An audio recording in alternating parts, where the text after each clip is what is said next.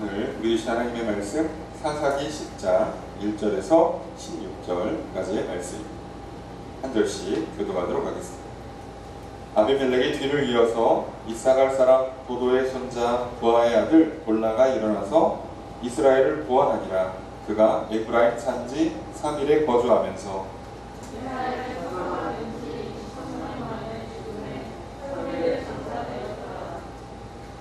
그 후에 길르앗 사람 야일이 일어나서 22년 동안 이스라엘의 사사가 되니라.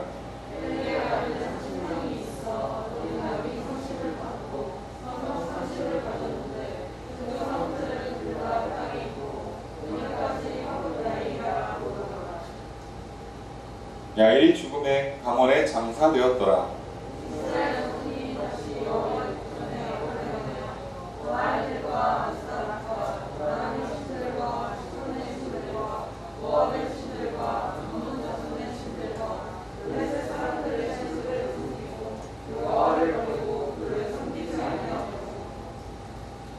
여호와께서 이스라엘에게 진노하사 블레셋 사람들의 손과 암몬 자손의 손에 그들을 파시네.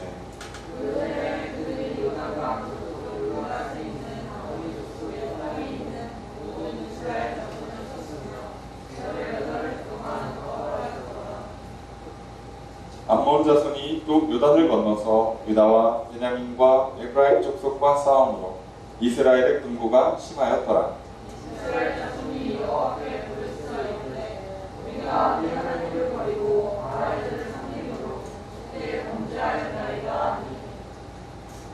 여호와께서 이스라엘 자손에게 이르되 내가 애굽 사람과 아모리 사람과 암몬 자손과 블레셋 사람에게 너희를 구원하지 아니하였느냐.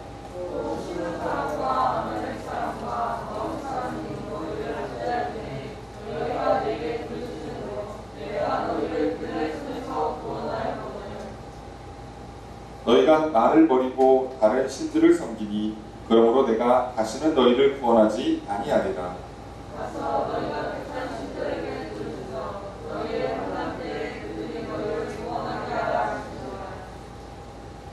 이스라엘 자손이 여호와께 여쭈되 우리가 범죄하여 싸우니 주께서 보시기에 좋은 대로 우리에게 행하시려니와 오직 주께 구하옵나니 오늘 우리를 건져내옵소서 하고 자기 가운데에서 이방 신들을 제하여 버리고 여호와를 섬김에 여호와께서 이스라엘의 번거로 말미암아 마음에 근심하시니라. 아멘.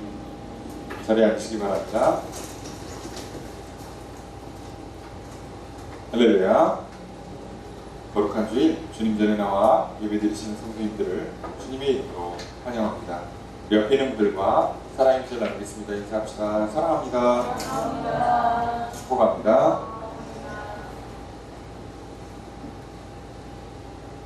이 시간 주 앞에 나와 예배드리시는 성도님들에게 주님의 크신 은혜가 함께 있기를 주의 이름으로 축복합니다. 오늘 말씀은 사사기 10장 1절에서 16절까지의 말씀입니다. 우리가 사사기 9장을 통해서 아비멜렉에 관한 이야기를 살펴보았습니다. 지난 2주간 아비멜렉이 어떻게 왕이 되었고 그리고 그로 인해서 어떤 문제들이 발생했고 결과적으로 아비멜렉이 어떻게 허무한 인생을 마무리하게 되었는가 살펴보았습니다. 아비멜렉이 왕위에 오른 지 3년 만에 세겜 사람들이 배신을 합니다. 세겜 사람들을 힘입어서 아비멜렉은 왕위에 올랐습니다. 그런데 3년이 지나자 세겜 사람들이 배신을 합니다. 성경은 그 이유를 하나님께서 악한 영들을 보내셨다. 다시 말하면 하나님께서 그동안 지켜주시고 보호해 주셨던 것을 거두어 가셨다는 뜻입니다. 우리가 겉으로 볼 때 아무 일 없어 보이는 평범한 일상조차도 하나님의 은혜 안에 있는 것입니다. 그 은혜의 손길을 거두시면 괜찮던 일들이, 당연하던 일들이 다 문제가 됩니다. 이제 이들은 그동안 괜찮았던 것들이 문제가 되고 참고 넘어가고 적당히 흘려보냈던 것들이 이제는 더 이상 참아지지 않고 대충 흘려 넘길 수가 없게 되었습니다. 그래서 이들은 오해와 오해가 쌓이고 서로 미워하고 이제 너 주고 다 죽자는 식으로 울고 늘어지기 시작합니다. 그래서 이제 세겜 사람들은 아비멜렉 앞에 보란듯이 약탈을 일삼으면서 자기들을 인지시키고 자기들을 잊지 말라고, 자기들에게 뭔가 특혜를 부여하지 않으면 너가 출생의 비밀, 너가 왕위에 올랐을 때 했던 그 형제 사륙의 잔혹한 일들을 다 고발하겠다라고 엄포를 놓고 있는 것이죠. 그럼에도 불구하고 아비멜렉이 아무 반응을 보이지 않자 세겜 사람들은 그들 중에 꽤나 괜찮은 선동가, 앞장서서 나서는 정치인 한 사람을 영입합니다. 그 사람이 가알이었습니다. 가알을 통해서 세겜 사람들이 반역을 도모한다는 소식을 들은 아비멜렉은 군대를 이끌고 들어가서 그들을 처단합니다. 자, 가알의 일당, 세겜 사람들만 잡아서 감옥에 가두거나 죽이면 될 것을 적당히 하지는 않고 세겜 사람들을 죽이고 신전에 있는 보루로 피신한 사람들도 불들여 죽이고 견고한 망대가 있는 베베스로 피한 사람들까지 찾아가서 죽이려고 합니다. 이렇게 욕심의 눈이 멀어 통제불능에 빠집니다. 중간에 절제할 수 있었다면, 한 번만 멈출 수 있었다면 죽음에 이르지 않았을 것입니다. 그러니 오늘 우리들의 삶의 때때로 뭔가 내 생각대로 되지 않도록 막으실 때, 내 감정대로 치우치는 것을 막으시는 것이 하나님의 얼마나 큰 은혜인가를 우리 다시 한번 깨닫게 됩니다. 결국 아비멜렉은 끝까지 찾아가서 그 망대마저 무너뜨리려 하다 그 망대로 피신했던 한 여인이 맷돌 밑짝 돌을 갖고 있다가 그것을 던져 그것에 맞아 죽게 됩니다. 여인이 던진 돌에 맞아 죽었다는 것을 받아들일 수 없어서 자기의 친복에게 칼로 찌르라 해서 칼에 맞아 죽음을 맞아야 됩니다. 그래서 아비멜렉의 이야기가 그냥 끝이 납니다. 3년 왕 노릇 해보겠다고 형제 시십을 죽이는 엄청난 살인을 벌였던 한 사람의 허무한 결말입니다.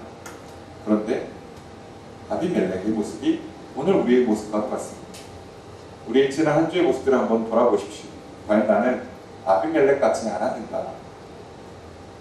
그 3분, 그 3시간, 그 3일, 3주, 3년 즐거워 보겠다고 형제들을, 내가 기꺼이 아끼고 사랑해야 되는 그 귀한 사람들을 미워하고 시기하고 질투하고 소리 지르고 욕하고 나아가서는 짓밟고 쫓아보내고 더 심한 경우에는 죽이기까지 하는, 오늘날 칼로 찌르겠습니다, 말로 상처를 주고 그 사람을 따돌리고 심각한 문제를 일으켜서라도 내가 계획했던 일, 내가 하고 싶은 내 감정의 흐름에 그저 충실히 따르는 모습들이 내 안에 있지는 않았는지 우리 살펴봐야 합니다. 만약에 우리의 지난 한 주에 또는 지난 날에 그런 모습들이 있었다면 빨리 멈추셔야 합니다. 그렇지 않으면 파멸을 향해 달려가는 것밖에 되지 않습니다. 잠깐의 만족을 누리고 정말 비참하고 허무한 결말을 맞이할 수밖에 없습니다. 아비멜렉은 하나님께서 왕이 되시는 나라 이스라엘에서 스스로 왕이 되려고 했을 때 어떤 문제가 발생하고 어떤 결말을 맞이하는가를 정말 잘 보여줍니다. 그리고 그것이 오늘 우리에게도 똑같습니다. 하나님께서 우리의 왕 되시고 우리를 다스리심에도 불구하고 내가 스스로 왕이 되려고 할 때 어떤 문제가 발생하고 어떤 결말을 맞이하게 되는지 우리는 분명히 알게 되는 것입니다. 그렇게 이제 오늘 우리들은 내가 스스로 왕이 되려는 욕심을 버리고 하나님을 왕으로 모시고 하나님께서 다스리실 때 나를 푸른 초장으로 쉴만한 물가로 인도의 춤을 믿고 그분의 인도함을 따라갈 때 우리는 결국 평안을 누리고 많은 복을 누리고 생명의 풍성함을 누리며 살아가게 될 것입니다. 오늘도 그렇게 살아가라. 또 우리의 지난날을 돌아보게 하시고 잘못된 길에서 멈춰서게 하시고 또 새로운 말씀을 주셔서 다시 한 주의 삶을 시작하도록 하신 오늘 그 주님의 은혜 앞에 우리가 감사함으로 예배드렸으면 좋겠습니다. 그리고 오늘 다시 우리에게 주신 그 말씀을 듣고 믿음으로 나아가려 합니다. 오늘 우리에게 주신 하나님의 말씀 또 귀 기울여 듣기를 원합니다. 먼저 1절 말씀 함께 들어가겠습니다. 시작.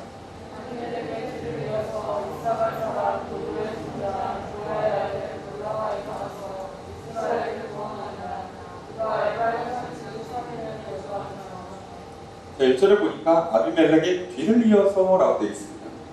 아비멜렉을 뒤를 이어서 왕이 되는 게 아닌데 뒤를 이었다는 얘기는 아비멜렉이 죽고 난 뒤에 왕이 아니라 사사가 등장했다는 얘기죠. 자, 아비멜렉이 뭐 3년간 나를 왕이라고, 이스라엘 전체도 아니고 한 절반 정도에서 왕이라고 왕노릇을 했는데 아비멜렉이 죽고 나서 왜 사사가 필요한 걸까요? 그렇지 않습니까? 사사는 언제 필요하죠? 나라의 전쟁의 위기 또는 심각한 영적인 위기가 있을 때에만 필요합니다. 사사는 기본적으로 판관이에요. 판관. 이 판관의 업무는 훗날 제사장의 업무와 큰 차이는 없습니다. 물론 이 당시에도 제사장이 있지만 뭔가 이때에는 이 판관의 역할을 하는 것이 말씀을 가르치고 말씀으로 판결을, 실생활의 판결을 내려주는 게 사사예요. 물론 나라가 전쟁의 위협이 있을 때는 앞장서 나서서 나라를 구원하는 게 사사죠. 결국은 제사장과 사사가 구분되는 가장 큰 차이는 구원이라는 결과를 직접 가져다 준다는 데 차이가 있어요. 영적인 문제를 해결해서 이들의 영혼을 구원해 주든가 나라의 전쟁의 위기 같은 문제를 해결해서 나라를 구원한다든가 하는 식의 일을 맡는 게 사사고요. 제사장들은 하나님과 백성 사이에 예배를 통해서 중재해 주는 사람들이죠. 그러니까 약간 그래 다른 거예요. 제사장들과 사사를 구분해서 쓰시는 이유가 여기에 있습니다. 자, 그러면 아비멜렉 이후에 사사가 왜 필요했다는 뜻일까요? 아비멜렉이 죽고 왕이 죽고 나서 이스라엘에 사사가 필요하다는 얘기는 이스라엘이 전쟁의 위협이 아니라면 지금 영적으로 심각한 위협이 많다는 뜻입니다. 도대체 뭐가 문제일까요? 아비멜렉이 열심히 우상 숭배를 하는 것 같은 얘기도 기록되어 있지 않아요. 근데 뭐가 문제일까요? 여러분, 우상 숭배의 본질이 결국 내가 마음 노릇하겠다는 거예요. 내 소원을 들어줄 신을 내가 스스로 선택하고 스스로 만들어내는 게 우상 아닙니까? 내 마음에 드는, 내가 원하는 결과물을 가져다 주는 신. 그것을 내 손으로 직접 만들어서 나무를 깎고 돌을 쪼고 금을 입혀서 만든 게 우상 아닙니까? 그러면 실제로 왕을 세우는 거냐? 우상 숭배의 정점에 있다고 봐도 되는 것입니다. 그러니까 지금 이스라엘 백성은 바알, 아스타롯, 옆에 오늘 나오는 많은 신들 이런 수준의 문제가 아니라 진짜 우상, 그들이 꿈꿨던 우상의 실체를 3년간 마주했습니다. 왕이라는 우상. 왕이 되고 싶다. 저 사람이 왕이 되었으면 좋겠다. 왕이 있으면 우리가 더 부귀영화를 누리는 번성한 나라, 강성한 나라가 될 것이다. 나는 눈에 보이고 살아있고 확실한 우상, 나무나 돌멩이보다도 더 확실한 우상을 갖게 되는 거죠. 그렇게 3년을 지냈습니다. 이스라엘 백성들은 심각한 영적인 위기를 맞이합니다. 이제 더 이상 하나님이 필요하지 않아요. 왕이면 충분하니까요. 오늘 우리들이 물론 예나 지금이나 항상 세상은 물질로 이루어졌기에 결국 돈 싸움을 싸울 수밖에 없지만 오늘날 우리들이 더더욱 돈에 매이는 이유가 뭘까요? 돈은 이 시대에 왕 노릇할 수 있는 강력한 힘이 있죠. 그러니 돈이 있으면 내 손에, 내 통장에 돈이 있으면 우리는 마음의 평안을 얻고요. 그리고 힘을 얻어요. 그리고 스스로 생각합니다. 아, 사고 싶은 거 다 할 수 있다. 하고 싶은 거 다 할 수 있다. 내가 왕으로서가 되는 거예요. 그 문제를 마주한 이스라엘 백성들을 위해서 하나님께서 돌라를 사사로 세우십니다. 그래서 돌라가 어떻게 하는가? 돌라가 일어나서 이스라엘을 구원했다라고 되어 있어요. 자, 영적인 문제를 지금 풀어주고 있다는 뜻이에요.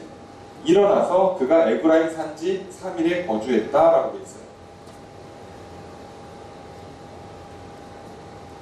자, 지금 돌라가 한 일은 우리가 앞서 사사기 4장에 살펴봤던 드보라와 같은 일을 했다고 보시면 돼요. 사사기 4장에 보면 드보라가 종려나무 아래에 거하였고 이스라엘 자손은 그에게 나아가 재판을 받더라. 자, 에브라임 산지 3일에 거주했다. 거주했다가 앉아있다와 같은 뜻이에요. 그러니 결국은 지금 드보라가 한 거나 돌라가 한 거나 똑같은 일을 하고 있습니다. 결국 뭘 하고 있는 거죠? 왕 때문에 더 이들이 확실하게 생겼던 우상 숭배, 왕이 되고 싶은, 왕을 세우고 싶은, 왕 노릇하고 싶은 그 욕망 앞에 빠져있기에 이제 이들은 어떤 문제가 생길까요? 다들 자기가 옳아요. 자기가 하고 싶은 대로 하려 해요. 그러다 보니까 다툼이 일어나고요. 그 다툼 앞에, 수많은 분쟁 앞에 재판이 필요해요. 이 재판을 어떻게 할까요? 세상은요, 힘싸움으로 합니다. 목소리 큰 사람이, 권력이 많은 사람이, 돈 많은 사람이 이겨요. 왜요? 각자 자기가 옳고 자기가 법이니까요. 다 옳은 사람들끼리 만났어요. 그럼 싸움은 누가 이겨요? 힘 있는 사람이 이겨요. 이게 세상의 법칙이죠. 그런데 돌라라는 사사가 일어나서 하나님의 말씀으로 판결해 줍니다. 그래서 이스라엘 백성들이 더 이상 자기 생각이 옳다는, 자기의 힘과 능력으로 이 문제를 풀어보겠다는 것들을 하지 못하게 막아주는 겁니다. 바른 길로 인도해 주는 겁니다. 그래서 이스라엘이 구원을 받습니다. 왕이 3년 왔다 가니까 나라가 미쳐 돌아가요. 그래서 돌라라는 사사가 나타나서 23년을 도와줘야 겨우 이스라엘이 정신을 차립니다. 자, 그런데 이스라엘을 구원했다라고 써 있는데 보통 사사기에 사사들이 등장하면 꼭 나오는 말 하나가 빠져 있어요. 눈치채셨습니까? 몇 년간 평안하더라가 빠져 있어요. 문제가 생겼습니다. 왕이 등장한 이후에는 사사가 등장해도 어떤 문제가 생기는가? 왕이 등장하고 났더니 그 다음부터 사사가 있어도 백성이 평안을 누리지 못해요. 왜요? 계속 마음에 충돌이 생겨요. 사사가 그건 아니야, 틀렸어 라고 계속 가르치지만 속으로는 하고 싶다, 갖고 싶다, 되고 싶다, 내가 왕인데, 하나님 왜 자꾸 날 방해하지? 계속 충돌이 나요. 그래서 마음으로도 나라도 평안을 누리지 못해요. 안타깝지만 이 문제가 생겼습니다. 하나님의 말씀은 우리가 왕이 되지 못하게 만들어요. 헛된 생각, 헛된 말씀, 헛된 욕심에 빠지지 않도록. 그래서 내부 권력 싸움에 빠지지 않도록 하나님께서 말씀으로 도와주시는 거예요. 여러분, 우리 안에 욕심이 들어와요. 내가 옳아요. 내가 왕이 돼요. 내가 내 마음대로 할 거예요. 그러면 싸움이 안 나겠습니까? 그렇게 욕심이 들어왔는데 다툼이 일어나지 않겠습니까? 그때 우리에게 필요한 게 하나님의 말씀입니다. 그래서 하나님의 말씀을 듣고 배우고 말씀으로 판결을 받아야만 우리는 바로 설 수 있는 겁니다. 히브리서 4장 12절에 13절 말씀, 여러분이 잘 아시는 말씀이죠? 하나님의 말씀은 살아있고 활력이 있어 좌우의 날서 어떤 검보다도 예리하여 혼과 영과 및 관절과 골수를 찔러 쪼개기까지 하며 또 마음의 생각과 뜻을 판단하나니 지으신 것이 하나도 그 앞에 나타나지 않음이 없고 우리의 결산을 받으실 이의 눈앞에 만물이 벌거벗은 것 같이 드러나느니라. 하나님 말씀이 우리의 몸과 마음과 생각을 다 쪼개서 낱낱이 다 드러내줘요. 그래서 우리가 잘못 가지 않도록 도와주는 거예요. 물론 그 과정이 아파요, 싫어요, 고통스러워요, 짜증날 수 있어요. 하지만 그 과정을 겪어야만 우리는 바로 설 수 있어요. 바로 그 일을 해주는 게 사사입니다. 다시 말하면 오늘 우리가 이 세상에서 빛과 소금이 된다는 건 바로 그 일을 한다는 뜻이에요. 그저 착하게 살고 구제하고 봉사 좀 하는 것으로 세상을 구원할 수 없어요. 여러분, 주님 다시 오실 때까지요, 세상은 여전히 약하고 가난한 사람들, 병든 사람들은요 끊어지지가 않아요. 지금도 보세요. 각자의 욕심 때문에 누구는 밑도 끝도 없이 뜬금없이 협의도 없이 그냥 의대 정원 늘린다 그러고, 또 이쪽에서는 그러면 우리 안 한다 그러고. 아니 그걸 앉아서 대화를 풀었어야지. 서로 그렇게 선포하고 내가 왕이로소이다 하고 밀어붙이면 무슨 문제가 생겨요? 환자만 죽어요. 벌써 응급 환자들이 죽어나갔죠. 몇 명. 벌써. 관심 없습니다. 왜요? 내가 왕 노릇해야 되거든요. 행정부에서 일하시는 분들이나 대통령이야 정권을 잡으신 분들도 왕 노릇할 거고요. 그리고 의사협회를 비롯한 의료계에 계신 분들도 왕 노릇 한다는 거예요. 참 불행 중 다행인 건 간호사협회는 동참하지 않는답니다.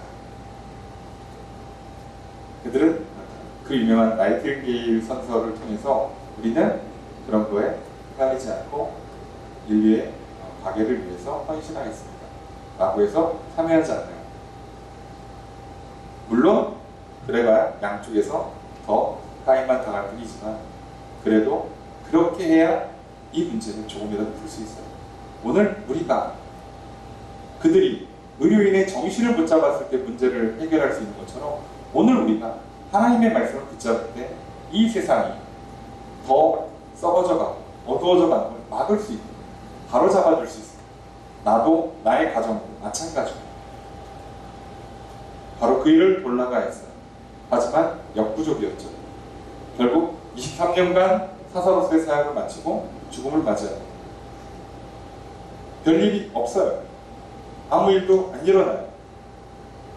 평안하였다가 좀 있었어야 되는데 없어요. 그럼 오늘 우리는 여기서 중요한 힌트를 깨닫습니다. 여러분, 오늘 마음이 평안하지 못하십니까? 왜요? 코로나 때문에 경기가 어려워서 요즘 건강에 문제가 있으셔서 그러십니까? 절대로 그렇지 않아요. 우리가 평안을 누리지 못하는 건 예수님께서 말씀하신 것처럼 세상이 줄 수 없는 평안을 예수님으로부터만 받을 수 있는데 우리가 그걸 받아 누리지 못하기 때문이에요. 그 얘기는 예수님 말씀이신 그분, 태초부터 살아계셨고 창조하셨던 그분이 우리와 함께하고 있지 못하기 때문이라는 뜻이에요. 왜요? 내가 내 왕 노릇을 하고 내가 내 왕좌를 차지하고 있기 때문에 예수님께서 오셔서 앉으실 곳이 없으십니까? 여러분, 평안이 없으십니까? 점점 평안이 없으세요? 문제는 어떻게 해결해 가는 것 같은데 건강도 좀 해결하고 관계도 해결하고 문제는 풀어가는 것 같은데 평안이 없으십니까? 문제가 해결되면 또 다른 것 때문에 근심과 걱정이 끊어지지가 않고 도대체 어찌할 바를 모르시겠습니까? 그러면 돌아보셔야 합니다. 오늘 우리에게 말씀이 없다는 것을, 하나님을 나의 주인으로 왕으로 모시지 않았기 때문에 일어난 일이라는 것을, 하나님의 나라, 하나님의 백성들은 평안을 누릴 수밖에 없는 것입니다. 그러니 우리가 하나님을 잃어버리고 하나님의 말씀을 따르지 않으면 그 결과 가장 눈에 띄게 나오는 것이 평안이 없다는 것입니다. 여러분, 구원받은 사람이 평안이 없다는 건 모순입니다. 평안이 없다. 여러분들, 그럼 우리가 지금 하나님을 멀리하고 있고 말씀을 떠나 있다는 증거입니다. 그러므로 돌이켜야 합니다. 오늘도 성령님이 우리의 사사가 되어주시고 성경 말씀이 우리의 사사가 되어주고 저와 또 믿음의 동역자들이 여러분의 사사가 되어줄 때 우리는 빨리 돌이켜야 합니다. 자, 이렇게까지 왕이 3년 되고 나서 23년간 사사가 이 문제를 해결해 주려고 애를 썼는데 정작 평화를 누리지 못하고 끝났어요. 자, 그래서 다시 사사가 또 등장합니다. 3절 말씀 읽겠습니다. 시작.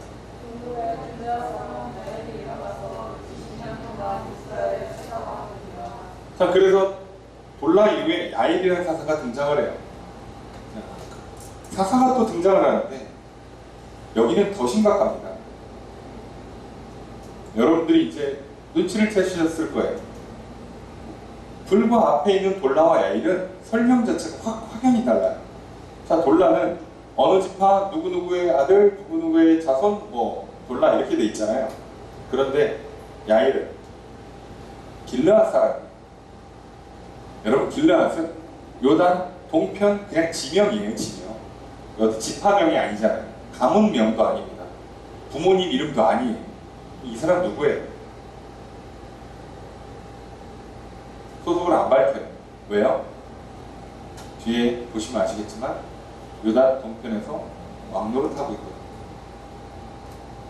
성경은 정확합니다. 이런 표현을 하나도 허투루 쓰지 않았어요. 야일이라는 사람이 사사로 등장을 했는데 이 사람이 말씀을 가르치고 재판을 하기는 하는데 문제는 이 사람은 점점 왕처럼 되고 있어요. 이상하게. 4절 함께 읽겠습니다. 시작. 그에게 아들 30명이 있어 어린 아들이 삭수를 쌓고 소와 삭수를 나누는데 여호와는 유다 땅에 있고 그러니까 아들과 야일이라 부르더라. 아들이 30명 있어요. 아무리 옛날에도 그렇지 30명 있으면 안 돼요. 여러분 출애굽한 이후에 이스라엘 백성들에게 모세의 율법을 주어졌잖아요. 그러니까 모세의 율법을 따르면 일부일처제로 가야 되는 게 맞아요. 물론 그 당시 관습에 처의 몸종을 통해서 낳는 자녀도 자기의 자녀가 되는 건 맞지만 그래도 특별한 경우가 아니면 이제 출애굽 이후에 이스라엘 백성들은요 일부 일처제로 가고 있는 거예요. 그런데 문제는 여전히 주변 나라들은 일부 일처제가 아니라 일부 다처제를 하고 있어요. 아니 세상에 아무리 부인이 그죠? 아이를 잘 낳는다 해도 그렇지 30명을 어떻게 낳아요? 30년간 쉬지 않고 애만 낳아요? 그럴 수 없어요. 이건 무조건 부인이 여럿 있었다는 증거입니다. 사사가 부인이 여럿 있어요. 말씀을 전하고 가르치고 말씀으로 판결을 내려줘야 되는 사람이 정작 본인은 말씀을 안 따라고 살고 있어요. 더 놀라운 건 애가 30명도 놀라운데 그 애들이 낙이 30을 타고 다녀요. 그러니까 인당 1낙이죠. 인당 1낙이를 오늘날로 바꾸면 자녀가 30명이고 애들이 다 차를 한 대씩 끌고 다녀요. 사사가 자식이 30명이고 애들이 다 차를 끌고 다녀요. 오늘날 사사라고 할 수 있는 게 뭐가 있겠어요? 목회자, 신학대 교수, 그죠? 아니면 조금 더 넓게 해석하면 변호사, 판사 정도 해당하시는 분들이 애가 30명이고 그 애들이 차를 한 대씩 다 끌어요. 오늘날 어지간한 재벌도 차 30대를 안 갖고 있어요. 예, 아십니까? 차 30대가 얼마나 큰 재산인지? 낙이 집에 어린 낙이는 그 자가용으로 쓰는 거예요. 어린 나귀를 집에 그러니까 보통 한 대씩밖에 안 갖고 있어요. 아니 어지간한 집들은 한 대도 없어요. 그걸 30을 갖고 있어요. 더 놀라운 건요. 성읍이 30이에요. 어라. 여기서 성읍은 그 오늘날 우리가 알고 있는 것처럼 엄청 사람이 많이 있는 큰 성을 말하는 건 아니에요. 그냥 그 마을, 촌락 정도. 우리 시골에 가면 무슨 동네에 보면 이렇게 그 옛날 이렇게 동네 사람들 모여 있잖아요. 한 1, 20가구 이렇게 모여있는 그런 동네를 말하는 거예요. 문제는 오늘날로 한 사람은요 작게 얘기해서 건물 하나 정도로 보시면 돼요. 주상복합 조그마한 주상복합 건물 한 대씩을 있는데 이게 30개가 있어요. 미쳤죠. 그래서 이들이 다 모여. 그래서 우리 치면 이 앞동네에 건물이 하나씩 있는데 이게 다 건물 넘버링이 돼 있고 1번 건물, 2번 건물, 3번 건물 쫙 30개 건물이 있고 그게 다 아들들 하나씩 줬어요. 그래서 그 건물을 다 모아놓은 그 동네를 뭐라고 불러요? 오늘 성경에 보니까 하봇 야일이라고 부른대요. 하봇 야일이 무슨 뜻일까요? 야일의 성입니다. 야일의 마을. 그냥 저기 야일 동네. 우리도 옛날에 그 잘 나가던 동네는 무슨 집안이 살고 있잖아요. 그래서 무슨 시촌 이렇게 부르잖아요. 그렇게 돼버린 거예요. 아니 사사가 이러면 돼요 지금? 그런데 하고 있어요. 그러니까 잘 보세요. 자, 분명히 사사가 등장했는데 앞에랑 다르게 뭐가 하나 또 빠졌어요. 평안을 누렸더라는 이미 볼란데 빠졌고요. 여기 오니까 뭐도 빠져있어요? 구원을 받았더라도 빠져있어요. 사사 왜 있는 거예요? 구원도 못해주고 평안을 가져다주지도 못하는 사사가 왜 있어야 되죠? 그런데 이렇게 돼버렸어요. 분명히 하나님 말씀을 갖고 있는, 하나님 말씀을 아는 사람이에요. 재판을 할 수 있는 사람이 등장했음에도 불구하고 구원도 평안도 가져다주지 못해요. 그리고 오히려 자녀가 30, 차 한 대씩 다 갖고 있고 건물 하나씩 다 갖고 있어요. 왕이죠 이 정도면. 어지간한 재벌 아닌다면 이렇게 할 수 있겠습니까? 왕이죠. 아니 사사가 왕 노릇을 하고 있어요. 나라가 미쳤죠. 네, 지금 이스라엘이 미쳐가고 있습니다. 사사가 왕 노릇을 하고 있어요. 오늘날 치면 목회자가 재판관이 왕 노릇을 하고 있어요. 그러면 안 되죠. 그런데 어째 느낌이 싸하시죠? 우리가 알고 있는 오늘의 모습과 뭐가 다른가? 오늘 조금만 규모가 있는 교회의 목회자라면 왕 노릇을 하고 있죠. 자녀들, 유학 안 간 자녀들이 있어요. 그 자녀들 대학 다닐 때 벌써 차 끌고 다니시고요. 결혼할 때 집 한 채씩 다 해주시고요. 세상에 목회자가 자녀한테 그 정도 해줄 수 있는 재정이 생긴다고요? 가능합니까? 말씀대로 살았는데 자녀한테 차를 주고 건물 한 대를 줄 수 있는 돈이 모인다고요? 목사가? 그게 가능하다고요? 아니 목사는 무조건 가난하게 살아갈 법은 없지만 그래도 말씀대로 살았는데 어떻게 자녀한테 차와 건물을 줄 수 있을 만큼의 재정이 쌓이냐고요? 그것도 모든 자녀한테 다. 오늘날은 30명 안 나니까 3명만 난다 칩시다. 3명한테 다 차를 뽑아주고 다 건물을 하나씩 줘요? 부모가 이게 가능해요? 이걸 서울로 칩시다. 그럼 돈이 얼마나 대충 아십니까? 결혼하는데 차 한 대 뽑아주고 아파트 한 채를 해줘요. 그럼 자녀당 10억 골 들어갈 거 아니에요? 여러분 이게 가능하냐? 근데 가능한 목회자들이 현존하고 있어요. 이 나라에. 전 세계. 왜요?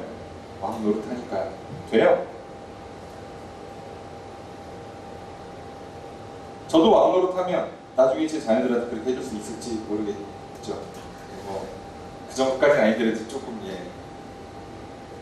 좀 혁수가 좀 줄더라도 왕 해줄 수 있겠죠. 왕 노릇하면 돼요. 무조건 돼요. 대신에 백성들은 구원받지 못하고 백성들은 평안을 누리지 못하고 목사가 왕 노릇하면요 성도들은 구원을 누리지 못하고 평안을 얻지 못해요. 아주 단순한 원리예요. 지금 이스라엘 백성들은 구원도 평안도 없습니다. 단지 사사가 왕 노릇하고 있어요. 많은 자식들을 차 뽑아주고 건물 한 채씩 상속해줬습니다. 모여서 자기들만의 동네를 만들어 놓고 떵떵거리고 지역의 유지로 살아가고 있어요. 이게 무슨 사사가 싶은데 한 일도 없죠? 아무 일도 없어요. 그냥 사사래요. 네, 맞아요. 오늘 그런 목회자, 오늘 그런 하나님의 이름을 걸고 일하시는 분들 많아요. 그럴 수 있어요. 가능하니까요.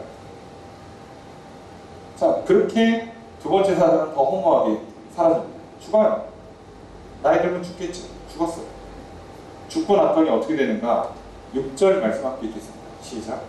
이스라엘 자손이 다시 여호와 전에 악을 행하여 말과 악사과 하나님의 신과 시몬의 손들과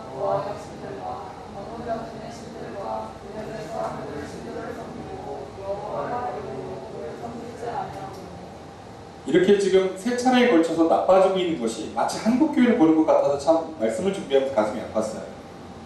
처음에는 뭔가 백성들이 조금 더 잘 먹고 잘 살고 또 더 잘 먹고 잘 살기를 추구하다 보니까 왕을 세우려 하고 왕이 되려 하고 왕 노릇하려 하다 보니까 문제가 생겨서 목회자가 잘 해도 백성들을 구원을 해도 평안을 가져다 주지 못하는 수준밖에 역부족을 보여주다가 이제는 시대의 흐름을 따라서 목회자가 왕 노릇하는 오히려 목사가 큰 소리치고 떡떡거리는 시대를 살다가 이제 다 하나님을 떠나는 그 모습이 지금 오늘 이 시대에 대한민국의 교회를 보고 있는 것 같아요. 너무 가슴이 아파요. 문제는 그렇습니다. 그 두 사사가 지나가고 죽고 나니까 그냥 이제 대놓고 악을 행하는 거예요. 대놓고 악을 행하는 게 뭐죠? 우상숭배죠. 바알들. 바알은 산신이에요. 예, 산마다 있어요. 그러니까 예, 동네 큰 산마다 다 있어요. 그러니까 바알들이에요. 또 바알도 다 그 지역을 가면 토착화 그리고 이제 그 퓨전 예, 그리고 병영을 이루어져서 우리가 지난번에 본 것처럼 바알 브릿이라고 했잖아요. 이런 식으로 뭔가 바뀌어요. 섞이. 그러니까 바알들 엄청 많죠. 아스타롯. 그래도 땅신은 하나예요. 아스타롯. 그리고 그 다음부터 각 나라의 신들이 나와요. 아람신, 시돈신, 모압신, 암몬신, 블레셋신. 이것들을 섬기고 여호와를 버려요. 자, 우리 한번 생각해 봅시다. 아니 이스라엘 백성들이 미치지 않고서야 출애굽한 위기 때마다 구원을 해줘. 여호와를 버리고 왜 이런 신들을 섬기냐고. 이상하죠. 이해가 잘 안 되시죠. 여러분 우리가 믿음이 좋으니까 이해가 안 되는 거예요. 자, 할렐루야. 그런데 조금만 입장을 바꿔놓고 생각해보세요. 이게 무슨 뭐 단순히 우리한테 아니 교회를 다니다가 갑자기 점집을 왜 가? 어? 절은 왜 가? 이런 이해가 안 되실 수 있어요. 하지만요 지금 이런 바알과 아스타롯과 기타 여러 신들은요 그런 개념이 아니에요. 이스라엘 백성들이 왜 이 우상숭배의 문제가 먹고 사는 문제, 쉽게 얘기하면 농사와 직결되어 있는가 우리가 늘 생각해 본다고 말씀드렸죠. 생각해 봐야 돼요. 이 사람들이 농사를 져요. 하나님께서 말씀하십니다. 자, 출애굽했지, 가나안 정복했지. 자, 이제 나와 함께 또 새롭게 여기서 농사도 하고, 그죠? 쌀도 키우고, 밀도 키우고, 보리도 키우고, 소도 키우고, 양도 키우면서 우리 앞으로 또 새로운 삶을 살아볼까? 라고 했더니 이스라엘 백성들이 좋아요라고 하는데 옆에 딱 보니까 저기 농사를 엄청 잘해요.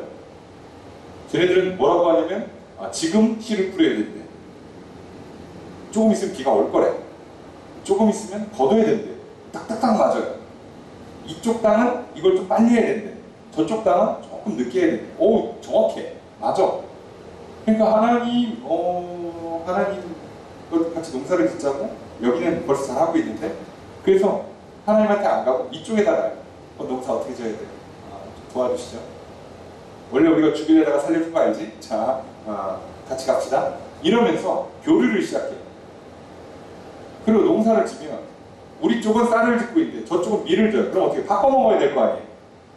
바꾸려니까 무역을 하고 교육을 하다 보니까 서로 인사도 하고 인사도 하다 보니까 같이 식사도 하고 식사하다 보니까 술도 한잔하고 그러다 보니까 집안일에 동네 축제 서로 초대도 하고 그냥 안 갈 수가 없는 거예요. 마치 직장 생활하는데 접대를 하는데 어떻게 술을 안 마셔요? 술 마시고 놀다 보면 여러분들 하나님을 잘 믿을 수 있을까요? 우상숭배라고 하니까 되게 이상해 보이지만 여러분 결국은 뭔가 이상한 것들을 하게 돼요. 뭔가 이상한 의식, 이상한 사상 따라가게 돼 있어요. 이스라엘 백성도 그래서 무너진 거예요. 이 사람들 이상한 사람, 미친 사람들은 아니에요. 아주 정상입니다. 먹고 살려고 열심히 살다 보니까 이렇게 된 거야. 먹고 사는 문제를, 자기의 생사를 자기가 이끌어가려고 하니까 이런 문제가 생긴 거야. 그게 아까 얘기했죠. 그게 완전히 정점에 이르면 왕이 되겠다가 되는 거야. 자, 문제가 생겼어요. 어떻게 합니까? 하나님께서 이제 사사를 보내도 안 되니까 이제 화가 나셔서 블레셋 사람, 암몬 사람들을 보내세요. 손에 하셨다라고 돼 있어요. 손에 넘겨버리신 거예요. 니들 마음대로. 그러니 어떡합니까? 좋다고 가서 약탈하겠죠. 자, 그래서 8절에 보니까 자, 그 하나님께서 팔고 나니까 이들이 와서 이스라엘 자손을 치는데 무려 18해, 18년간을 억압을 해요. 18년이면 짧은 세월이 아니죠. 엄청 고생합니다. 그때도 아니 우리 같으면 좀 이렇게 한두 번 약탈당하고 좀 힘들고 이제 쌓은 거 다 탈탈 털리고 이제 남은 게 없다 싶으면 빨리빨리 기도할 것 같죠. 하나님께 돌아올 것 같은데 18년간을 이렇게 맨날 약탈당하고 그러면 뭐가 남아요? 근데도 왜 이렇게 버틸까요? 해볼까? 방법이 있겠지. 일이 꼬이고 안 풀리는데 버티는 거예요. 몇 년을, 몇십 년 버티면서 이렇게 해보고 저렇게 해보고 되겠지. 왜냐면 조금씩 사람 사는 게 희한하죠. 조금씩이요. 살게 돼요. 죽으란 법은 없어요. 살아요. 이게 사는 게 아닌데 살긴 살아요. 그러니까 또 막연한 희망을 갖고 또 버티는 거예요. 그럼 또 뭔가 한 줄기 희망이 있어요. 또 가요. 여러분, 그렇게 가는 것은 대부분의 사람들이 선택하는 방법이죠. 늘 말씀드리는 이건 믿음이 아니에요. 그냥 생존하는 거지. 믿음은 뭐라고요? 하나님에게 근거를 두는 거예요. 하나님 말씀에 근거를 두고 생각하고 말하고 행동할 때 믿음이에요. 내가 그렇게 버티는 이유가 하나님의 어떤 일하심 때문에, 하나님께 직접 말씀하신 것 때문에, 아니면 기록해놓은 성경 말씀 때문에 이 상황에서 난 이걸 선택해. 그렇게 할 수밖에 없어. 그게 믿음으로 가는 거지. 어떻게 되겠지? 이렇게 하면 좀 기다리면 잘 되겠지. 그럼 기다리면 뭐가 좀 풀려요. 당연하지. 어지간하면 풀려요. 웬만하면 풀려요. 그래서 18년이라는 시간을 버티는 거예요. 그래서 사람 참 죽죠, 이게. 그리고 18년 정도 버티고 나니까 더 이상 희망이 안 나와요. 세상에. 그럴 거면 처음에 1년 8개월 만에 하지. 사람이 그렇지가 않아요. 그래서 항상 경험을 해봐야 알아요. 인간의 욕심이 끝이 없거든요. 말로 잘 교육이 안 돼요. 한번 왕이 되고 싶어하고 왕이 되겠다는 마음이 들어오고 욕심으로 가득 차고 생각이 가득 차 있고 내 감정이 충만해지면요. 사사가 와도 힘들어요. 안타깝죠. 그래서 좀 혼나야 돼요. 고생을 해야 돼요. 긴 세월 동안 그렇게 고생당하고 나니까 이제 어떻게 합니까? 9절에 보니까 곤고가 심해요. 너무 괴롭다는 얘기예요. 더 이상 어떻게 버틸 수 있는 힘이 없을 만큼 괴로워졌어요. 근데 1년 8개월 만에 하지. 왜 그 18년을 끌어요? 더 이상 버틸 수 없어요. 이미 여러분 18년이면 그 세월을 보낸 백성들 삶이 뭐가 돼요? 여러분 생각해도 18년이면 대략 20년이에요. 20년이면 애가 태어나 성인이 되는 거고요. 이제 다 성인이 된 사람이 애를 낳아서 그 아이가 초등학교 다닐 정도까지 되는 거예요. 그 세월을 망쳤다니까요. 그리고 나서 하나님께 돌아와요. 그게 10절입니다. 함께 읽습니다. 시작. 이스라엘 자손이 여호와께 부르짖어 이르되 우리가 우리 하나님을 버리고 바알들을 섬김으로 주께 범죄하였나이다. 자, 더 이상 하다 안 되고 막히고 죽겠으니까 기도해요.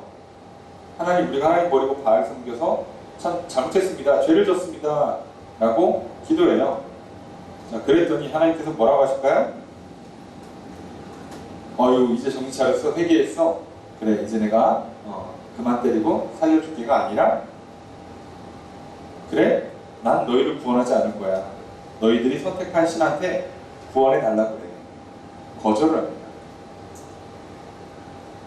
여러분 놀랍죠? 왜 거절할까요? 힘들어서 도와주세요라고 하는 건 회개가 아니에요. 그럼 자녀를 키우시는 분들은 절대 속지 마세요. 애를 때렸을 때, 혼내켰을 때, 굶겼을 때, 페널티를 줬을 때 아이가 잘못했어요라고 하는 건 생각과 행동을 고치는 게 아니에요. 힘드니까, 아프니까 그만해달라는 거죠. 그러니까 나중에 다시 힘이 생기고 괜찮으면 또 내 멋대로 할 거란 뜻이에요. 하나님도 아시죠? 그래서 어떻게 합니까? 싫어, 나도 안 해. 니네 신들한테 도와달라 그래. 자, 그랬더니 이스라엘 백성들이 정신을 차려요. 이제 그게 말을 듣고 나니까 아, 우리가 뭘 잘못했는지 알아요. 자, 문제는 이거예요. 오늘 이스라엘 백성들이 여기서 정말 잘했어요. 무슨 얘기냐면 여기서 믿음으로 했다는 뜻이, 여기서 말씀을 근거로 했어요. 여기서 아, 됐어, 하나님 거절하시네, 안 해, 에휴 망했어, 끝났어, 됐어, 안 해. 이런 그냥 믿음으로 한 게 아니에요. 왜요? 그냥 감정대로 한 거잖아요. 자기 생각과 판단으로 한 거죠. 근데 이스라엘 백성들이 여기서 다시 기도를 해요. 왜 그럴까요? 성격이 있어서? 끝까지 해보는 기질이 있어서? 아니에요. 여기에 말씀이 근거가 돼 있어요. 우선 내용을 볼까요? 14절까지 거절을 받으니까 15절 함께 읽습니다. 시작. 이스라엘 자손이 여호와께 이르되 우리가 범죄하였사오니 주께서 보시기에 좋은 대로 우리에게 행하시려니와 오직 주께 구하오나니 오늘 우리를 거절하옵소서. 이스라엘 자손들이 다시 기도하는데요. 이제는 물어요. 뭐라고 그러냐면 우리가 죄진 게 맞습니다. 그러니까 주님 보시기 좋은 대로 우리한테 행하십시오. 무슨 얘기예요? 잘못했으니까 마음대로 하세요. 벌을 내리셔도 달게 받겠습니다. 자, 그런데 뭐를 구하는 거죠? 오직 주께 구합니다. 오늘 우리를 건져내시오. 여기서 건져내달라는 얘기는 벌을 내리지 말라, 때리지 말라, 힘들게 하지 말라는 얘기가 아니라 살려놔 주십시오. 이게 말씀의 근거가 되어 있어요. 놀랍게. 우리가 잘 잊어서 그렇지 있습니다. 그리고 나서 16절 읽습니다. 시작. 자기 가운데서 이방 신들을 제하여 버리고 여호와를 섬기니 여호와께서 이스라엘의 동부로 말미암아 나를 지으셨습니다. 그래서 자기 가운데서 이방신들을 없애버려요. 그리고는 여호와를 다시 섬깁니다. 진짜 기도했고 진짜 회개했죠. 아니, 처음에 기도할 때는 그죠? 하나님 거절하셨는데 이렇게 제대로 기도하고 제대로 회개하니까 하나님께서 이스라엘 애들이 너무 힘들어하잖아. 그러니까 마음에 근심하세요. 고민을 하기 시작했어요. 이걸 어떻게 해야 될까? 이제 다시 말하면 하나님께서 용서할 마음이 생기신 거예요. 불쌍히 여겨주시는 거예요. 나야 정신 차렸구나 라고 깨닫게 됩니다. 자, 그러면 이게 왜 제대로 한 거냐? 여러분, 이거는 레위기 26장을 보시면 돼요. 레위기 26장 1절에 뭐라고 되어 있냐면 너희는 자기를 위하여 우상을 만들지 말지니 조각한 것이나 주상을 세우지 말며 너희 땅에 조각한 석상을 세우고 그에게 경배하지 말라. 나는 너희의 하나님 여호와이니라. 너희는 내 안식일을 지키고 내 성소를 경외하라. 나는 여호와이니라. 너희가 내 규례와 계명을 준행하면 내가 너희에게 철 따라 비를 주리니 땅은 그 산물을 내고 밭에 나무는 열매를 맺으리라. 그러니까 너희들이 우상 숭배 안 하고 나만 잘 섬기면, 그죠? 다른 신 말고 나만 잘 섬기면 내가 비를 내리고 농사가 잘 되고 과일이 잘 맺게 해줄게. 그러면서 12절에 나는 너희 중에 행하여 너희의 하나님이 되고 너희는 내 백성이 될 것이다. 이게 신의 산 언약의 핵심이잖아. 그러니까 너희들이 나를 섬기면 나도 너희 하나님 되어줄게. 너희들이 내 백성이야. 계약이 성립되는 거예요. 그런데 14절에 그러나 너희가 내게 청종하지 아니하여 이 모든 명령을 준행하지 아니하면 내 규례를 멸시하고 마음에 내 목도를 싫어하여 내 모든 계명을 준행하지 아니하며 내 언약을 배반할진대 그러면 내가 이같이 행하리니 곧 내가 너희에게 놀라운 재앙을 내려 햇병과 열병으로 눈이 어둡고 생명이 쇠약하게 될 것이요 너희가 파종한 것은 헛되리니 너희의 대적이 그것을 먹을 것이며 내가 너희를 치리니 너희가 너희의 대적에게 패할 것이요 너희를 미워하는 자가 너희를 다스릴 것이며 너희를 쫓는 자가 없어도 도망하리라. 18절에 또 만일 너희가 그렇게까지 되어도 내게 청종하지 아니하면 이렇게까지 했는데도 또 말을 안 들으면 너희의 죄로 말미암아 내가 너희를 7배나 더 징벌하리라. 얘기하셨어요. 이렇게 할 거라고. 그리고 나서 40절에 그들이 나를 거스른 잘못으로 자기의 죄악과 그들의 조상의 죄악을 자복하고 또 그들이 내게 대항함으로 나도 그들에게 대항하여 내가 그들의 원수의 땅으로 끌고 끌어갔음을 깨닫고 그 할례 받지 아니한 그들이 마음이 낮아져서 그들의 죄악의 형벌을 기쁘게 받으며, 여러분 이해되세요?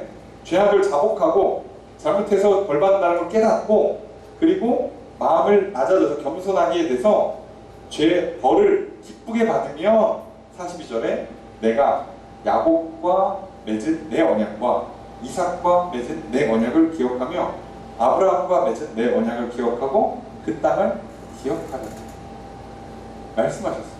그러니까 지금 이스라엘 백성들은요 그냥 하는 게 아니에요. 이 말씀의 근거에 하나님 우리가 잘못한 게 맞습니다. 벌을 달게 받겠습니다. 그리고 살려만 주십시오. 그리고 나서 우상은 다 깨버리고 하나님을 다시 삼고. 자, 그러니 하나님이 어떻게 해요? 약속한 게 있잖아요. 그리고 범인을 하시는 거죠. 얘네들이 믿는구나. 정신을 차렸구나. 여러분 우리의 신앙은 그냥 우리의 생각, 상상, 우리의 감정에 근거한 게 아니에요. 말씀에 근거해요.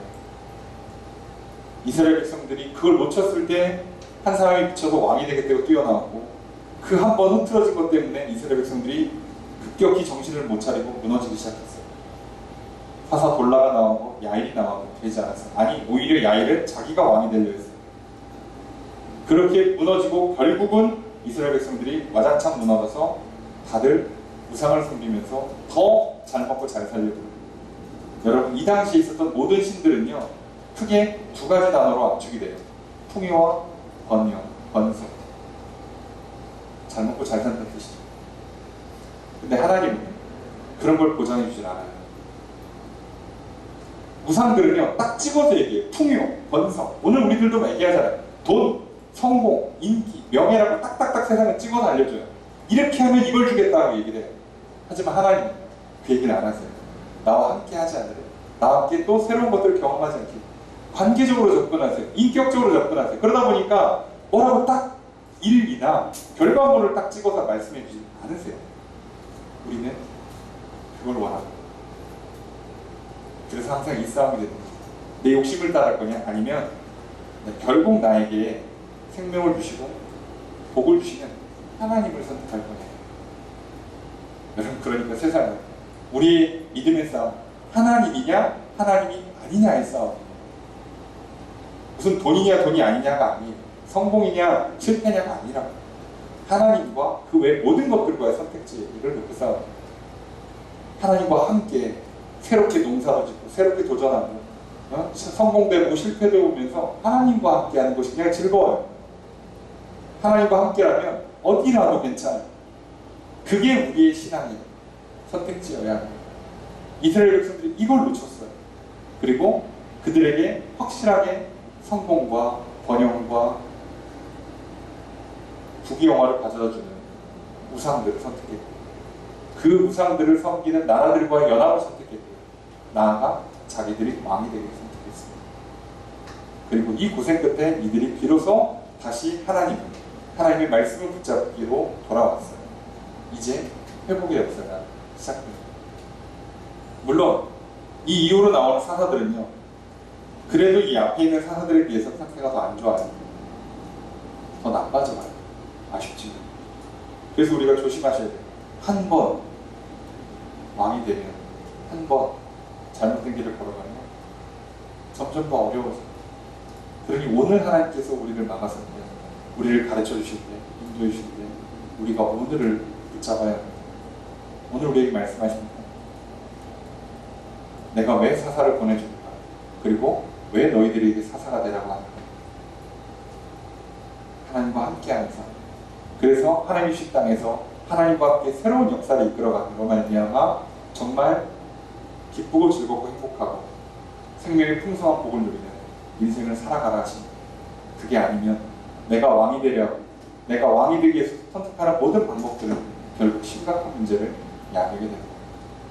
오늘 이 말씀을 통해서 우리가 기억했으면 좋겠습니다.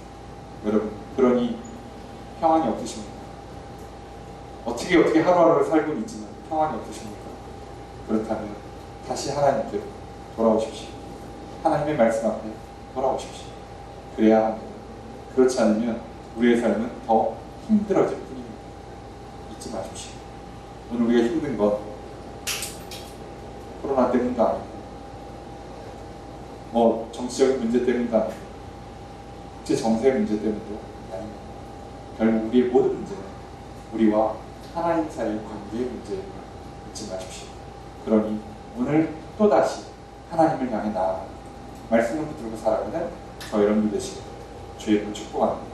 그래서 또 이 땅에 이 시대의 사사가 되고 썩어져가고 어두워져가는 이 세상을 밝히는 저 여러분들 되시길 주의 이름으로 축복합니다. 우리를 불쌍히 주시고 또 회복시켜 주시고 복 주시는 주님의 크신 은혜가 있기를 주의 이름으로 축복합니다.